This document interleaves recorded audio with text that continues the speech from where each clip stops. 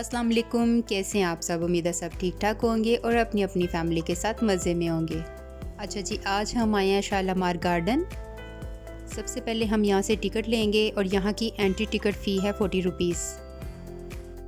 Shalimar garden जो कि बहुत ही खूबसूरत हिस्टोरिकल प्लेस है। शालामार गार्डन का मतलब है abode of peace. Shalimar garden second most visited place है। शालामार गार्डन के 3 तख्ते हैं और ये सबसे पहला तख्ता है। इसका नाम है फरा बख्श, जिसका मतलब है सुकून देने वाली जगह। बादशाह शाहजहां और उसकी मलका की आरामगाह भी पहले तख्ते में ही थी। शालामार गार्डन आज से तकरीबन 400 साल पहले 1642 में मुग़ल बादशाह शाहजहां ने तमीर करवाया था और उस वक़्त इसकी कॉस्ट 6 लाख रुपया थी और इसका रुकबा तकरीबन 40 एकड़ के करीब है, जो कि बहुत बड़ा रुकबा है। और उस वक़्त इसको सैराब करने के लिए एक नहर बनाई गई थी, जो कि राजपुर मधुपुर इंडिया से वो ये नहर लेके आए थे और इस नहर पे कॉस्ट 2 लाख रुपये आई थी। और ये जो सारे फाउंटेन बनाए गए हैं वो नहर इन फाउंटेन को चलाने के लिए बनाई गई थी। उस वक़्त ये फाउंटेन हाइड्रोलिक सिस्टम के बगैर वर्क करते थे और वो टेक्निकल बेसिस पे उस नहर का पानी लाकर कंटेनर में डालते थे और उस कंटेनर से इस तरह पानी स्टेप बाय स्टेप आता था कि ऑटोमेटिकली प्रेशर क्रिएट हो जाता था। लेकिन अब इसे हाइड्रोलिक सिस्टम पे कन्वर्ट कर दिया गया है। अब मैं आपको महाराजा रणजीत सिंह का ड्राइंग रूम दिखाने जा रही हूँ, जो कि अब म्यूज़ियम बन चुका है। चलिए अब महाराजा रणजीत सिंह का ड्राइंग रूम देखते हैं। सिंह का ड्राइंग रूम बना हुआ है 1820 का। ये जो वुड की छत बनी ये 1820 की बनी हुई है। इसके ऊपर ना सिर्फ पेंट किया गया बाद में, छत ओरिजिनल है। ठीक, ये जो यूनेस्को की तरफ से शालामार गार्डन के अंदर काम किए गए हैं, उनकी पेंटिंग्स बना के ये लगाई गई है। इसके नीचे बेसमेंट के अंदर भी उनका बेडरूम बना हुआ है। इसके साथ वो बाहर वेल बना हुआ है। इसके नीचे एक विंडो बनी, विंडो के जैसा कि आपने देखा कि ये महाराजा रणजीत सिंह का ड्राइंग रूम था और इसकी बेसमेंट में उसका और उसकी मलका का बेडरूम था।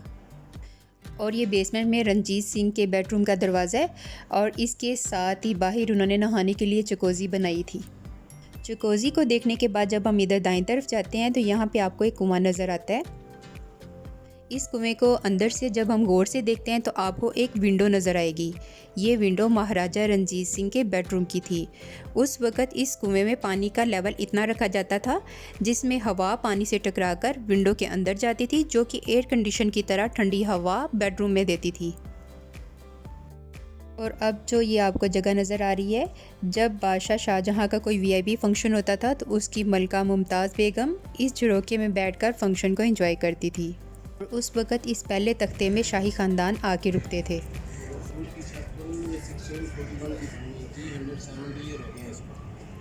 ये सारी वुड है। ये नीचे जो फर्श बना हुआ है ये 1974 में भुट्टो साहब ने लगाया था, जब इस्लामी कॉन्फ्रेंस हुई थी शालामार खान। इसका टेंट बाद में क्योंकि शाहजहां ने जब ये बिल्डिंग बनाई थी तो यहाँ पे संगे मरमर लगाया था। जब 1820 में 1820 में महाराजा रणजीत सिंह ने शालामार बाग को कब्जा किया था तो यहाँ से संगे मरमर फेर के अपने दोस्तों को गिफ्ट किया था। इसके नीचे एक वाटर टैंक बना हुआ है। इस बिल्डिंग के अंदर जो इसको ठंडा रखता है। इस पहले तख्ते में शाही ख़ानदान रुकते थे और अब ये आ गया है दूसरा तख्ता, जहाँ पे बादशाह सलामत बैठते थे। ये जो तख्त नज़र आ रहा है ये बादशाह का तख्त था, जहाँ पे वो म्यूज़िक को एंजॉय करता था और अपने वुज़रा से मुलाकात बादशाह की इसी एरिया में होती थी।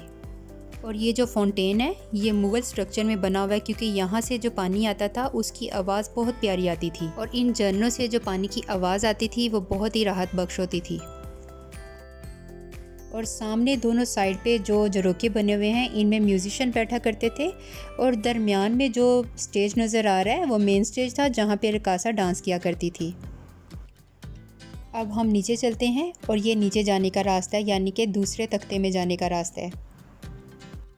इस दूसरे तख्ते का नाम फैज़ बख्श है। ये हिस्सा शालामार बाग का सबसे खूबसूरत हिस्सा है। इसी हिस्से में पानी के झरने हैं और बादशाह का तख्त है और यहाँ पे बेशुमार फाउंटेन लगे हुए हैं। और दरमियान में जो मेन स्टेज नज़र आ रहा है वो डांसिंग प्लेस था और साइडों पे झरोके जहाँ पे म्यूजिशियन बैठा करते थे, ये सब कुछ इसी हिस्से में है।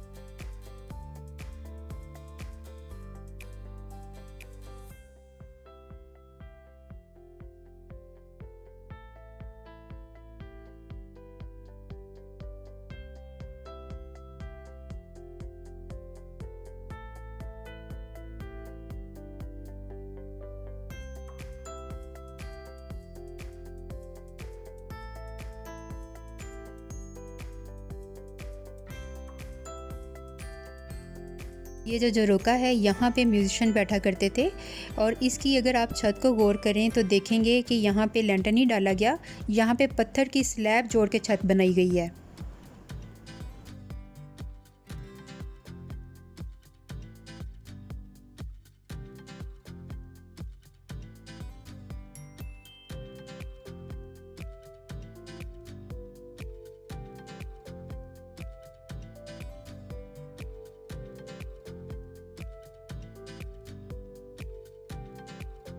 ये जो मेन स्टेज है यहाँ पे रकासा डांस करती थी और बादशाह म्यूज़िक को और डांस को एंजॉय करता था।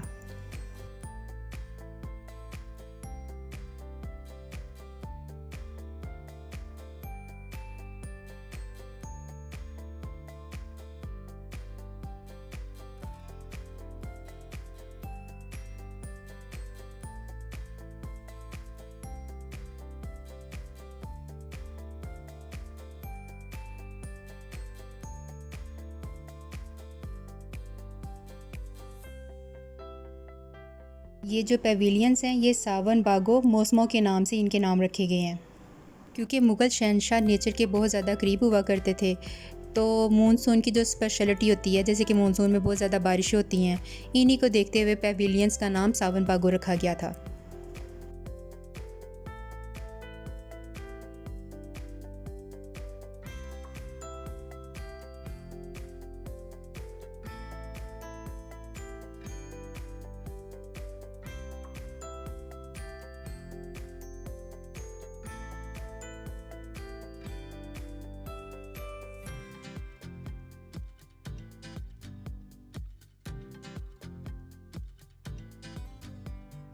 चलिए अब नीचे चल के तीसरे तख्ते को देखते हैं।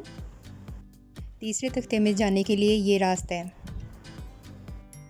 यहाँ से अब हम नीचे जाएंगे।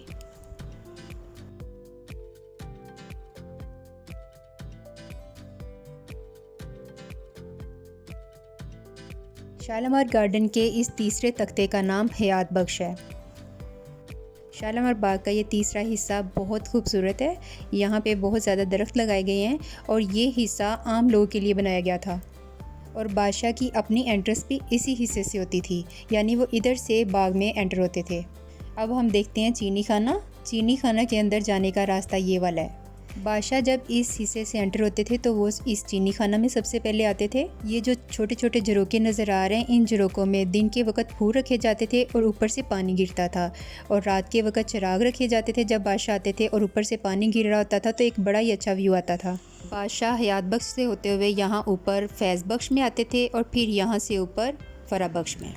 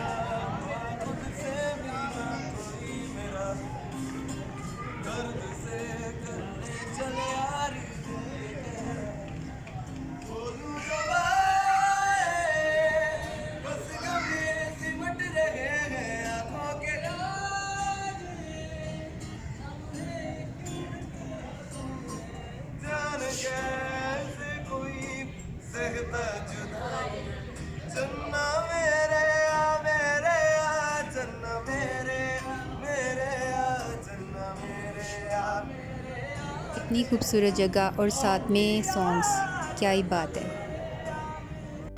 शालामार बाग के सबसे पहले हिस्से यानी फरा बख्श में ये गाड़ी भी आपको सैर करवाने के लिए मिलेगी। इस पे बैठ के आप आराम से पूरे हिस्से का विज़िट कर सकते हैं। हमने भी इस गाड़ी पे बैठ के पूरे गार्डन की सैर की और बहुत इंजॉय किया। अब बात ये आती है कि बादशाह ने ये 3 तख्ते क्यों बनाए और शालामार बाग क्यों बनाया। इसके पीछे कहानी ये है कि एक दफ़ा शाहजहाँ कश्मीर गया हुआ था और वापस आते हुए वो शदरा के पास अपने वालिद जहांगीर के मज़ार पर रुका। वहाँ रात को उसने ख्वाब में देखा कि एक बहुत ही खूबसूरत बाग है और इस बाग का नाम बाग इरम है। इरम का मतलब होता है जन्नत। उसने ख्वाब में देखा कि बाग में फलदार दरख्त हैं, नहरें आ रही हैं और खूबसूरत हवा चल रही है, फुव्वारे लगे हुए हैं। और वो जब सुबह उठा तो उसने ये ख्वाब अपने वज़ीरों को सुनाया और उसे अपना ख्वाब बहुत पसंद आया और उसने अपने वज़ीरों से कहा कि जाएं और जाके बाग बनाएं। और तब उसने नहर खुदवाई और 1641 में उसने ये इस बाग को बनवाना शुरू किया और 1.5 साल में ये बाग मुकम्मल हुआ। और इस बाग में आम के बहुत सारे दरख्त लगवाए। इस बाग की ज़मीन यहाँ के लोकल अराई जो कि एक बरादरी थी, उन्होंने बादशाह को ये ज़मीन हदिया में दी। बादशाह ने ये बाग बनवा के उस अराई बरादरी की निगरानी में दे दिया और 1962 तक ये बाग अराइयों की निगरानी में ही रहा। और जब अयूब खान का दौर आया तो अयूब खान के दौर में उस बरादरी से सदर अयूब खान नाराज़ हो गए और 1962 को उन्होंने इस बरादरी से ये इख्तियारात वापस ले लिए। ये थी शालामार बाग की पूरी कहानी। शालामार गार्डन हमेशा से टूरिस्ट का फेवरेट हिस्टोरिकल प्लेस रहा है और अब भी टूरिस्ट जब भी पाकिस्तान आते हैं वो यहाँ ज़रूर आते हैं।